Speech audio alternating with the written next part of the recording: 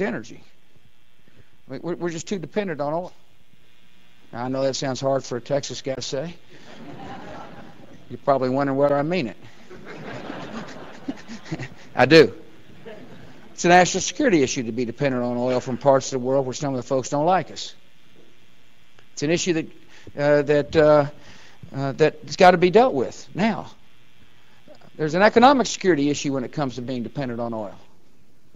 When the demand for crude oil goes up in a place like China because of economic growth, it causes the international price of oil to go up, which affects the gasoline price here in Cleveland, Ohio. That's the way it works. Higher crude oil prices yield higher gasoline prices. And therefore there's an economic issue for being dependent on oil. And there's an environmental cost for being dependent on oil. When we're burning carbon, it creates greenhouse gas. If you get out of Iraq and leave it in chaos, Iran comes in, takes over, all right? And then we basically have a 10 times worse situation because the oil flow then goes under the jihadists in Iran. You want to debate geopolitics with me? Do you really? It's all about oil. You just answered the question. Absolutely, it's all about oil. The whole world is about oil. That's right. It's all about oil. That's why we're there. Big deal. Your show's not going to be on. We've been waging. There are a lot of people who lie and get away with it. And that we will in fact find weapons or evidence of weapons programs that are conclusive. I don't think we'll discover anything myself. It appears that there were not weapons of mass destruction there. You said you knew where they were. I did not. We know where they are. They're in the area around Tikrit and Baghdad and east, west, south, and north. Well, first of all, I haven't lied. There are a lot of people who lie and get away with it.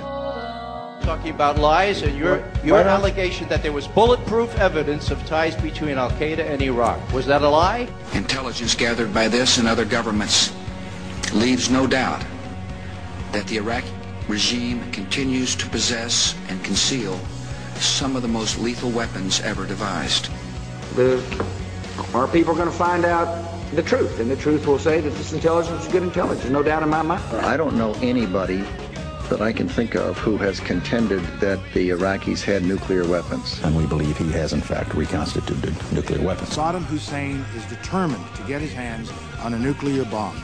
We cannot wait for the final proof. He's got him. He's got him. The smoking gun. He's got him. That could come in the form of a mushroom cloud.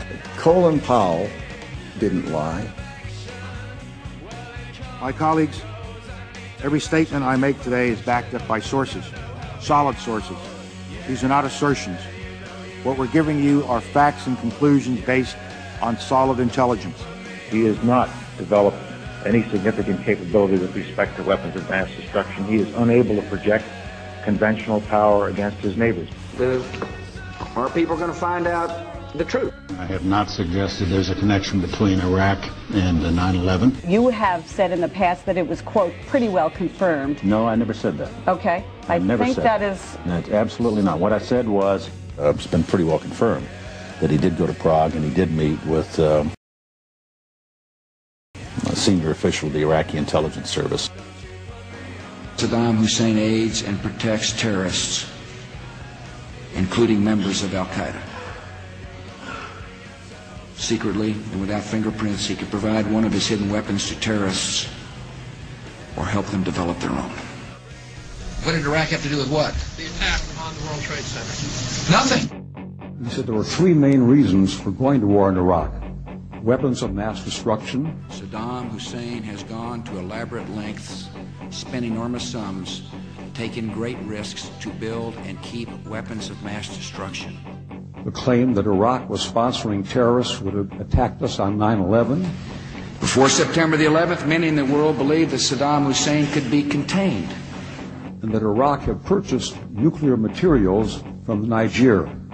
The regime is seeking a nuclear bomb.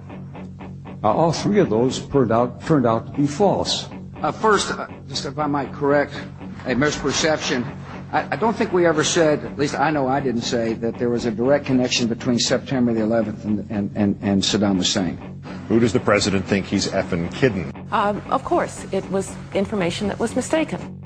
There are a lot of people who lie and get away with it. those weapons of mass destruction got to be somewhere.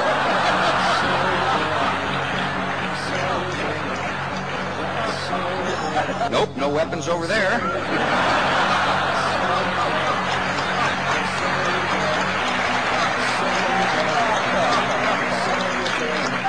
Maybe under here.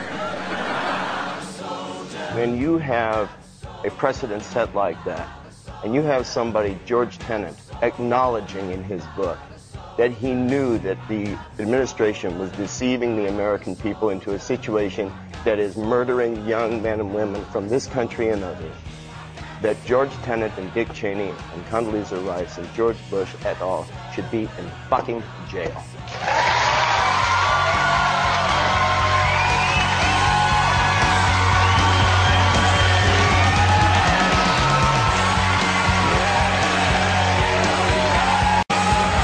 What are you going to figure out what to do with all of the debris?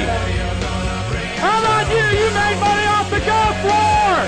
And now you're going to vote for your fascist son! Old lies! More lies!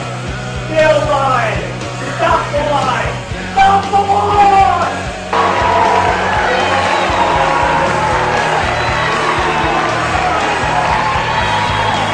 Andrew Todd Jr.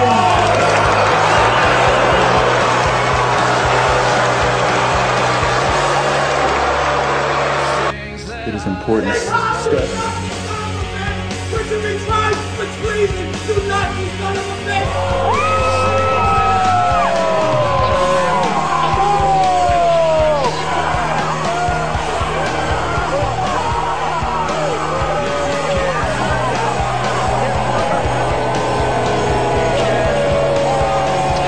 People have the power to make